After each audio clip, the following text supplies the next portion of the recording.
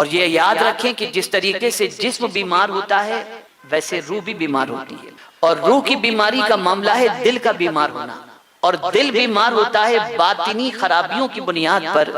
یعنی دل کے اندر پیدا ہونے والی برائیاں جیسے کبر ہے، تکبر ہے، حسد ہے، غیبت ہے، کینہ ہے، یہ ساری جو چیزیں ہیں، ان ساری چیزوں کا پیدا ہونا دل کے اندر، یہ روح کو بیمار کرنے والی بیماریاں ہیں۔ اس کی وجہ سے انسان بظاہر ایک جسم والا نظر آتا ہے، لیکن حقیقت میں اس کی پوزیشن ایک زندہ لاش کی طرح ہوتی ہے۔ آج ہمارے معاشرے کے اندر تکبر بھی بڑھ گیا، ہمارے معاشرے کے اندر حسد بھی بڑھ گیا، اور آج ہمارے معاشرے کے اندر جھوٹ بھی بڑھ گیا۔ آج ان تینوں بیماریوں کے بارے میں تھوڑا سا سمجھیں، اور یہ تین ایسے روگ ہیں جو انسان کو ہلاک کر دیتے ہیں۔ انسان کو یہ محسوس نہیں ہوتا کہ یہ بہت کوئی بڑا گناہ کرنے جا رہا ہے، لیکن اللہ کے نزدیک اس گناہ کا کتنی سخت سزا ہے اسے واقفیت نہیں ہوتی۔ اب آپ دیکھیں، میں نے جس آیت کی تلاوت کا شرف حاصل کیا وہ آیت کریمہ کئی مرتبہ آپ سن چکے ہیں۔ اللہ ارشاد فرماتا ہے وَإِذْ قُلْنَا لِلْمَلَائِكَةِ اسْجُدُوا لِآدَمَ فَسَجَدُوا إِلَّا إِبْلِيسَ أَبَىٰ وَاسْتَكْبَرَ وَكَانَ مِنَ الْكَافِرِينَ۔ کون ہے یہ ابلیس؟ کون تھا؟ اتنی عبادت کرنے والا بندہ کہ جس کے حوالے سے فرمایا گیا کہ رائی کا دانہ رکھنے جتنی بھی جگہ نہیں اتنے سجدے اس نے کیے، اور کس چیز نے اس کو ہلاک کر دیا اور جنت سے نکال دیا گیا،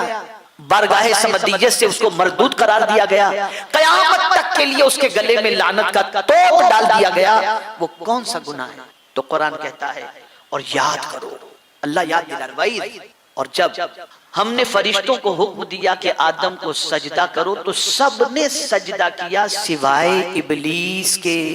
اور اس نے کیا کیا؟ منکر ہوا، ابا میں نہیں کروں گا، واستکبر، اور غرور کیا۔ تو کیا ہوا؟ وَكَانَ مِنَ الْكَافِرِينَ، تو کافر ہو گیا۔ خدا کا انکار نہیں کیا، خدا کے فرمان کا انکار کیا، اور پھر اس نے کہا انا خیر منہ، جن کو تو اے میرے مولا سجدہ کرنے کے بارے میں فرما رہا ہے ان سے تو میں بہتر ہوں۔ خلقتنی من نار، مجھے تو نے آگ سے پیدا کیا، خلقتہ من طین، اور ان کو مٹی سے پیدا کیا، تو میں اس سے بہتر ہوں۔ بس یہ اکڑنا تھا، کسی کو کم اور خود کو بہتر سمجھنا تھا، زندگی کے سارے سجدے منہ پہ مار دیے گئے۔ تکبر، اللہ کو کبر پسند نہیں، کوئی انسان تکبر کرے مولا اسے گوارا نہیں کرتا۔ اب آئیے میں تھوڑے سے تکبر کی ڈیفینیشن سمجھا دوں تاکہ ہم سب اس تعریف کے اندر کہیں لاشعوری طور پر اس جرم کے مرتکب تو ہم نہیں ہیں۔ تو آئیے میں آپ کو تکبر کسے کہتے ہیں تھوڑا سا اس کو سمجھا دوں تاکہ اچھی طریقے سے جو ہے وہ بات سمجھ میں آ جائے۔ تہذیب الاخلاق میں ابو عثمان جاہز نے اپنی کتاب تہذیب الاخلاق میں تحریر کیا ہے الکبر، تکبر کسے کہتے ہیں۔ اب غور سے سنیے گا تاکہ اس تعریف کو ذہن میں رکھنے کے بعد اس جرم سے بچ سکیں۔ فرماتے ہیں خود کو بڑا سمجھنا، اپنے اندر موجود خوبیوں کو اچھا جاننا، اور لوگوں کو گھٹیا اور کمتر جاننا۔ اپنے پاس جو خوبیاں ہیں اسے بہتر سمجھنا، اور خود کو بڑا سمجھنا، اور لوگوں کو گھٹیا اور کمتر جاننا، اور جس کے آگے تواضع کرنا ضروری ہے اس کے سامنے خود کو بڑا ظاہر کرنا، یہ تکبر ہے۔ یعنی اگر کوئی شخص کسی بڑے کے سامنے اکڑتا ہے، جہاں تواضع کرنی چاہیے، عاجزی کرنی چاہیے، استاد کے سامنے، شیخ کے سامنے، بڑے باپ کے سامنے، ماں کے سامنے، بھائی کے سامنے، جو خود سے بڑے ہیں، جن کے سامنے عاجزی سے بیٹھنا چاہیے، ان کے سامنے اگر کوئی تکبر کرتا ہے، اکڑتا ہے، وہ کہتے ہیں ان کو آتا کیا؟ اور میں آپ کو مثال دیتا ہوں، آج کا پڑھا لکھا بیٹا اپنے باپ کو گھٹیا سمجھا کر جائے، ارے یار چھوڑو اس بڈھے کو کچھ نہیں آتا، یہ کہتے ہیں ارے میرا باپ بیچارہ انگوٹھا چھاپ ہے، اور آئے تو بیٹو ابا کہاں تم ادھر ادھر گھومتے رہتے ہیں، یہ جملے استعمال ہوتے ہیں، یہ تکبر ہے، یہ اتنا بڑا گناہ ہے جس کی کوئی انتہا نہیں۔ بلکہ میں آپ کو بتاؤں، اپنے ماں باپ کے سامنے، اب غور سے سنیے گا، اپنے ماں باپ کے سامنے کسی بات پر جو کندھے جو اچھالتے ہیں نا، جو فورن سے سیکھ لیا ہے لوگوں نے، اور اسے اسٹائل سمجھتے، منع فرمایا قرآن شریف میں، قرآن شریف میں منع فرمایا گیا کہ ماں باپ کے سامنے اپنے کاندھے کو ایسے مت کرو، بلکہ قرآن کہتا ہے ماں باپ کے سامنے اپنے آپ کو بچھا کے رکھو۔ اور آج ہم دیکھ رہے ہیں کہ تھوڑی سی ترقی مل جائے تو انسان دوسرے کو گھٹیا سمجھتا ہے۔ اگر کوئی مرتبہ مل گیا، شوہر ہے تو بیوی کے حوالے سے، ساس ہے تو بہو کے حوالے سے، پیسہ ہے تو غریبوں کے حوالے سے، کسی کو خاطر میں کوئی لاتا ہی نہیں، اور خود بیٹھتا ہے اور سمجھتا ہے مجھ سے بڑا کون ہو سکتا ہے، میں جو سوچتا ہوں وہ سب سے اچھا، میں جو بول دوں وہ سب سے اچھا، میرے سے زیادہ دنیا میں کوئی عقل مند ہے ہی نہیں۔ ان لکل شیء قلبا وقلب القرآن یاسین ومن قرأ یاسین كتب اللہ لہ بقراءتها قراءة القرآن 10 مرات صدق رسول اللہ صلی اللہ تعالی علیہ وسلم۔ الصلاۃ والسلام علیک یا رسول اللہ، الصلاۃ والسلام علیک یا حبیب اللہ، الصلاۃ والسلام علیک یا نبی اللہ وعلی آلک واصحابک یا حبیب اللہ صلی اللہ تعالی علیہ وآلہ وسلم۔ معزز سامعین کرام، آپ جانتے ہیں کہ ماہ رمضان المبارک انشاءاللہ ان قریب سایہ فگن ہونے والا ہے۔ اللہ رب العزت جل جلالہ آقا کریم صلی اللہ علیہ وسلم کے صدقہ و طفیل ہم سب کو ماہ رمضان المبارک نصیب فرمائے۔ میں آج سورہ یاسین شریف کی چند فضیلتیں آپ کی سماعتوں کے حوالے کروں گا، اور یہ فضیلتیں بیان کرنے کا ایک سب سے بڑا مقصد یہ ہے کہ سورہ یاسین کی تقریباً 83 آیتیں 83 اگر آپ ماہ رمضان المبارک کے اندر روزانہ 3-4 آیتیں یاد کریں گے تو انشاءاللہ العظیم ماہ رمضان المبارک میں پوری یاسین شریف آپ کو انشاءاللہ یاد ہو جائے گی۔ اور اس یاسین شریف کو یاد کر لینے کے بعد جب آپ ماہ رمضان المبارک کے بعد جو کچھ میں ابھی فضیلتیں بیان کروں گا ان فضیلتوں کو سننے کے بعد انشاءاللہ اس کے پڑھنے کے آپ عادی بن جائیں گے، اور جب ماہ رمضان المبارک کے بعد یاسین شریف پڑھنے کے آپ عادی ہو جائیں گے تو انشاءاللہ العظیم وہ ساری برکتیں، وہ ساری فضیلتیں جو رسول اعظم صلی اللہ علیہ وسلم نے سورہ یاسین شریف سے متعلق بیان فرمائی ہیں، وہ ساری برکتیں انشاءاللہ العظیم آپ کو حاصل ہوں گی۔ تو آئیے سب سے پہلے میں سورہ یاسین شریف کی چند فضیلتیں آپ کی سماعتوں کے حوالے کر دوں۔ میں نے جس حدیث مبارکہ کی تلاوت کا شرف حاصل کیا یہ ترمذی شریف کی حدیث ہے۔ آقا کریم صلی اللہ علیہ وسلم کے حوالے سے حضرت انس رضی اللہ تعالی عنہ کہتے ہیں کہ نبی اکرم صلی اللہ علیہ وسلم نے فرمایا ہر چیز کا ایک دل ہوتا ہے اور قرآن کا دل سورہ یاسین ہے، اور جس نے سورہ یاسین پڑھی تو اللہ تعالیٰ اس کے لیے اس کے پڑھنے کے صلے میں 10 مرتبہ قرآن شریف پڑھنے کا ثواب لکھے گا۔ میرے پیارے آقا صلی اللہ علیہ وسلم کے پیارے دیوانوں، ایک بار سورہ یاسین شریف کے پڑھنے پر 10 مرتبہ قرآن شریف پڑھنے کا ثواب اللہ عز و جل عطا فرماتا ہے۔ سنن دارمی کی حدیث ہے،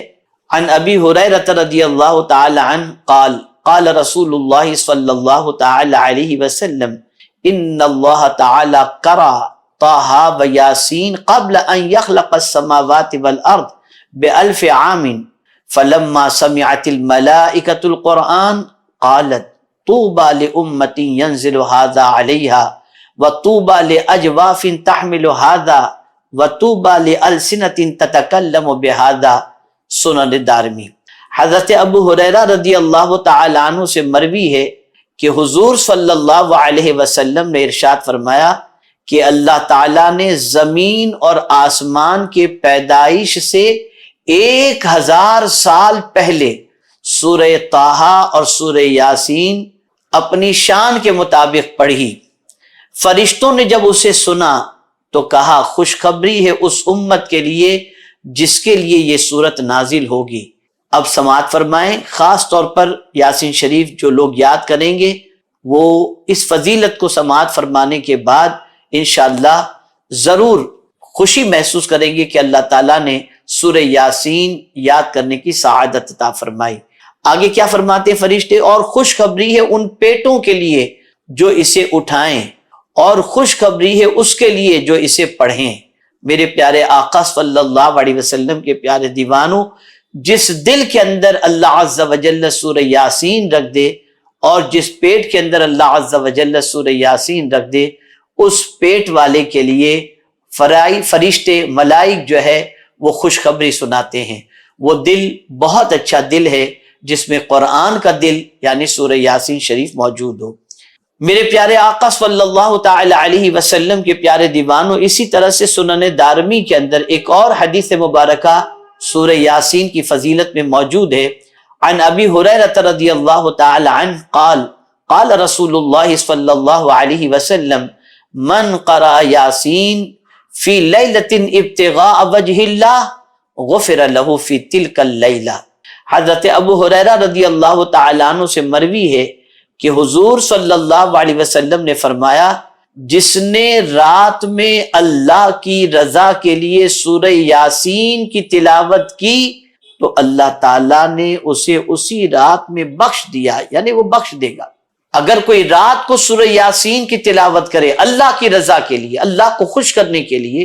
تو پروردگار جل جلالہ وہی رات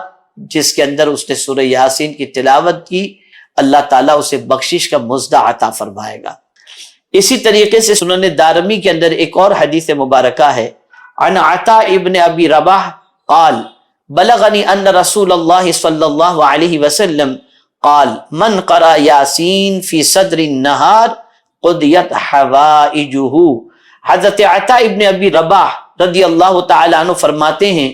کہ مجھ تک یہ بات پہنچی کہ حضور صلی اللہ علیہ وسلم نے فرمایا، جو دن کے شروع میں سورہ یاسین پڑھے گا اس کی تمام حاجت پوری کی جائے گی۔ سبحان اللہ سبحان اللہ۔ آپ ذرا کر کے دیکھیں، سورہ یاسین کو صبح کے وقت پڑھ کر کے دیکھیں، انشاءاللہ العظیم اللہ رب العزت جل جلالہ کس طریقے سے حاجتیں پوری فرماتا ہے آپ خود محسوس کریں گے۔ میرے پیارے آقا صلی اللہ تعالی علیہ وسلم کے پیارے دیوانوں، سورہ یاسین اگر آپ نے ماہ رمضان المبارک میں حفظ کر لی، یاد کر لی اور روزانہ اس کی تلاوت کے عادی بن گئے تو دن خوشی میں گزرے گا اور رات مغفرت کے پروانے کے حصول میں گزرے گی۔ اس لیے میرے پیارے آقا صلی اللہ علیہ وسلم کے ارشادات پر یقین کامل رکھیں، اس لیے کہ سرکار صلی اللہ علیہ وسلم کی زبان سے سچی زبان اور کس کی ہو سکتی ہے جب حضور صلی اللہ علیہ وسلم نے فرما دیا کہ جو شخص دن کے آغاز کے اندر سورہ یاسین کی تلاوت کرے اللہ تعالیٰ اس کی حاجتوں کو پوری فرماتا ہے، یقیناً میرا مولا اس پڑھنے والے کی حاجتوں کو ضرور پورا فرمائے گا۔ اسی طریقے سے سنن ابن دارمی کی ایک اور حدیث مبارکہ ہے۔ عن شہر ابن حوشب قال قال ابن عباس من قرأ یاسین حین یصبح اعطی یسر یومہ حتی یمسی ومن قرأ فی صدر لیلہ اعطی یسر لیلتہ حتی یصبح۔ حضرت شہر ابن حوشب رضی اللہ تعالیٰ عنہ سے مروی ہے کہ حضرت ابن عباس رضی اللہ تعالیٰ عنہ نے فرمایا، جو صبح کو سورہ یاسین پڑھے گا تو شام تک اس کا دن آسانی سے گزرے گا، اور جو رات کو پڑھے گا تو صبح تک اس کی رات آسانی سے گزرے گی۔ سبحان اللہ، صبح پڑھیں تو رات تک آسانی، رات کو پڑھیں تو صبح تک آسانی۔ اور پڑھنے میں ٹائم کتنا لگتا ہے؟ بمشکل تمام 5 سے 7 منٹ۔ اگر آپ نے سورہ یاسین حفظ کر لی تو آپ کو اس سے زیادہ کا وقت نہیں لگے گا۔ اسی طریقے سے میرے پیارے آقا صلی اللہ تعالی علیہ وسلم کے پیارے دیوانوں، ایک اور حدیث مبارکہ سماعت فرمائیں۔ حضرت معقل ابن یسار رضی اللہ تعالیٰ عنہ سے مروی ہے کہ حضور صلی اللہ علیہ وسلم نے فرمایا، قرآن کا دل سورہ یاسین ہے، اور جس نے اللہ کی رضا اور حصول آخرت کی نیت سے سورہ یاسین کی تلاوت کی تو اللہ تعالیٰ اس کی مغفرت فرما دے گا۔ اور پھر حضور صلی اللہ علیہ وسلم نے آگے ارشاد فرمایا، اور اپنے میتوں کے پاس اس کو پڑھو، یعنی جو اس دنیا سے کچھ کر گئے ہیں ان کی قبر پر جب آپ فاتحہ پڑھنے کے لیے جائیں تو وہاں پر سورہ یاسین شریف پڑھ کر کے ان کو ایصال ثواب کریں کہ انشاءاللہ اس کی برکتیں مرنے والے کو اللہ تعالیٰ ضرور عطا فرمائے گا۔ میں یہاں پر ایک بات میرے معمول سے متعلق عرض کر دوں، میری پوری کوشش ہمیشہ یہی رہتی ہے، اور زیادہ تر الحمدللہ اللہ کا شکر ہے کہ اللہ کی توفیق سے میں روزانہ صبح اپنے مرحومین کے لیے یاسین شریف پڑھ کر کے ایصال ثواب کرتا ہوں۔ یہ میری عادت کے اندر شامل ہے۔ اپنے مشائخ، اپنے بزرگان دین، اسی طریقے سے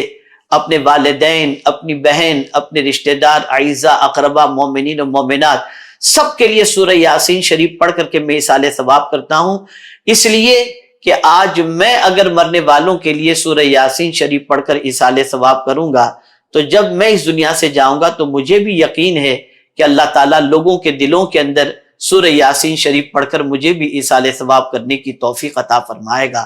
پڑھنے والے کے لیے بھی فائدہ ہے جو جیتے جی پڑھے، اور مرنے والوں کو پڑھ کر ایصال ثواب کرے تو مرنے والوں کو بھی اس کا فائدہ پہنچے گا۔ اور خود حضور صلی اللہ علیہ وسلم نے ارشاد فرمایا کہ اپنی میت کے لیے اس کو پڑھو، اس لیے مرنے والوں کے لیے سورہ یاسین پڑھ کر ایصال ثواب کرنا یہ مرنے والوں کے لیے بہت بڑے اجر اور بہت بڑے فائدے کی چیز ہے۔ میرے پیارے آقا صلی اللہ تعالی علیہ وسلم کے پیارے دیوانوں، اسی طریقے سے آقا کریم صلی اللہ تعالی علیہ وسلم نے ارشاد فرمایا، حضرت حسان ابن عطیہ رضی اللہ تعالی عنہ سے مروی ہے کہ رسول رحمت صلی اللہ علیہ وسلم نے فرمایا، جس نے سورہ یاسین پڑھا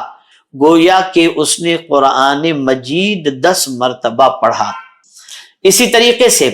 حضرت ابو بکر صدیق رضی اللہ تعالیٰ عنہ سے مروی ہے کہ حضور صلی اللہ علیہ وسلم نے فرمایا، سورہ یاسین کا نام تورات میں معمہ ہے، وہ اپنے پڑھنے والوں کے لیے دنیا اور آخرت کی بھلائی جمع کرتی ہے اور دنیا اور آخرت کی مصیبت کا علاج کرتی ہے، اور اس سے دنیا اور آخرت کے خوف کو دور کرتی ہے۔ اس کا نام مدافع قاضیہ بھی ہے، جو اپنے پڑھنے والے سے ہر برائی کو دور کرتی ہے اور اس کی ہر ضرورت کو پورا کرتی ہے۔ جس نے اس سورت کو پڑھا اس کا یہ عمل اس کے 10 حجوں کے مساوی ہوتا ہے۔ جس نے سورہ یاسین کو پڑھا تو یہ اس کے 10,000 دینار اللہ کی راہ میں خرچ کرنے کے مساوی ہے، یعنی برابر ہے۔ جس نے اس کو لکھا پھر اسے پی لیا تو اس سورت نے اس کے پیٹ میں 1000 دوائیں، 1000 نور، 1000 یقین، 1000 برکتیں اور 1000 رحمتیں داخل کی، اور اس سے ہر کینہ اور بیماری کو خارج کر دیا۔ یہ فضیلت تفسیر در منصور کے اندر سورہ یاسین سے متعلق موجود ہے۔ میرے پیارے آقا صلی اللہ تعالی علیہ وسلم کے پیارے دیوانوں، یہ مختصر سی فضیلتیں میں نے سورہ یاسین شریف سے متعلق آپ کی سماعتوں کے حوالے کی۔ میری اتنی گزارش بھی آپ سے ہے کہ آپ ماہ رمضان المبارک کی آمد سے پیشتر سورہ یاسین شریف کے ترجمے کو پڑھ لیں، شان نزول کو پڑھ لیں، خاص طور پر تفسیر روح البیان کے اندر، تو انشاءاللہ آپ کو پتہ چلے گا کہ اس سورہ مبارکہ کی عظمتیں کیا ہیں اور اس کی برکتیں کیا ہیں۔ اور اسی کے ساتھ ساتھ آپ سورہ یاسین روزانہ 3-4 آیتیں ماہ رمضان المبارک شریف کے اندر فجر کی نماز کے بعد یا آپ سحری کے بعد یاد کرنے کی عادت بنائیں۔ اور یاد کرنے میں زیادہ سے زیادہ وقت آپ کو کتنا لگے گا یہ بھی میں آپ کو بتا دوں، بہت مشکل سے انشاءاللہ العظیم آدھے گھنٹے سے 40 منٹ کے اندر انشاءاللہ العظیم زیادہ سے زیادہ 30 سے 40 منٹ میں آپ سورہ یاسین شریف کی 3 یا 4 آیتیں روز یاد کر لیں گے۔ پھر تو کیا کہنا، آپ یاسین شریف کی تلاوت کے انشاءاللہ عادی بن جائیں گے۔ پھر آپ کی زندگی کا حال یہ ہوگا، صبح بھی خوش، شام بھی خوش، اور ہر چیز کو اللہ عز و جل آسان فرما دے گا اس کی برکتوں کی وجہ سے۔ اللہ رب العزت جل جلالہ کی بارگاہ میں دعا ہے کہ رب قدیر جل جلالہ سورہ یاسین کی فضیلتوں سے ہمیں مالا مال فرمائے، اس کی تلاوت کی عادت اختیار کرنے کی توفیق عطا فرمائے، اور مرد و خواتین و بچوں کو ماہ رمضان المبارک کے اندر سورہ یاسین شریف حفظ کر کے اپنی زندگی کو اس کی برکتوں سے مالا مال کرنے کی توفیق نصیب فرمائے۔ یہ میری طرف سے ماہ رمضان المبارک شریف کے لیے آپ کو پیغام بھی ہے، تحفہ بھی ہے، اور میں امید کرتا ہوں کہ انشاءاللہ العظیم آپ ضرور، جن کو سورہ یاسین شریف یاد نہیں ہے وہ ماہ رمضان میں اس کو یاد کرنے کی کوشش کریں گے۔ آپ 30-40 منٹ یاد کرنے کے لیے نکالیں، باقی جو وقت ہے اس کے اندر قرآن شریف پڑھیں، اور خاص طور پر کوشش کریں 10 قرآن مقدس ماہ رمضان میں ختم کرنے کی بجائے 1 قرآن شریف ختم کریں لیکن ترجمے کے ساتھ، تو انشاءاللہ آپ کی زندگی میں نکھار پیدا ہوگا۔